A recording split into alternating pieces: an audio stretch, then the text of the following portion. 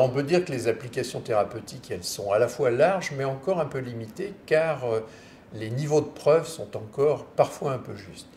Alors en réalité, comme tout le monde le sait, il y a un grand enthousiasme et à mon avis très justifié pour les probiotiques, car il a été bien montré que ces agents étaient en effet bénéfiques pour la santé.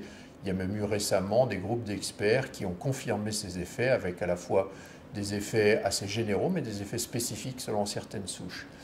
Alors pour faire simple, dans le tube digestif, on peut dire que les probiotiques sont intéressants pour rétablir une flore qui n'est pas ou qui est un peu déséquilibrée, ce qu'on appelle la dysbiose, et ça peut se voir notamment après certains traitements antibiotiques.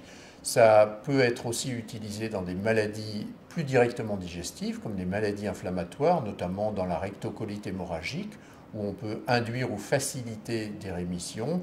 Dans certaines complications de ces maladies, il y a une maladie, une affection qui est connue dans la rectocolite, qui est la pochite, c'est-à-dire l'inflammation d'une poche qui a été créée chirurgicalement. Et là aussi, les probiotiques ont vraiment montré des choses très intéressantes. Et puis il y a d'autres aspects comme certaines infections chroniques récidivantes à certains germes comme le Clostridium difficile. Il y a aussi le syndrome de l'intestin irritable qui touche quand même beaucoup de monde dans la population. Et là, il y a vraiment aussi des résultats très intéressants. Mais c'est toujours la même chose, c'est-à-dire on a des résultats intéressants sur des regroupements d'études qui montrent des effets sur la douleur, sur les ballonnements ou sur les flatulences.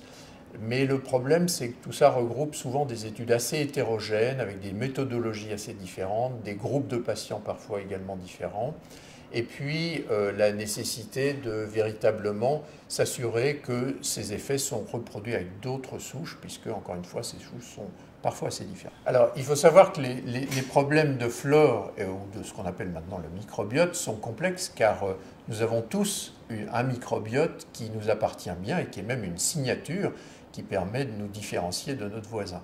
Donc, c'est pour ça qu'il est parfois difficile de généraliser les effets, notamment avec certaines souches, car il est certain que certaines souches peuvent convenir à certains microbiotes, alors qu'ils seront avec un effet plus modéré, voire absent, dans d'autres types de microbiotes. Donc véritablement, on évoluera sans doute vers une caractérisation personnalisée du microbiote pour ensuite décider, ou en tout cas cibler plus précisément les prescriptions de probiotiques.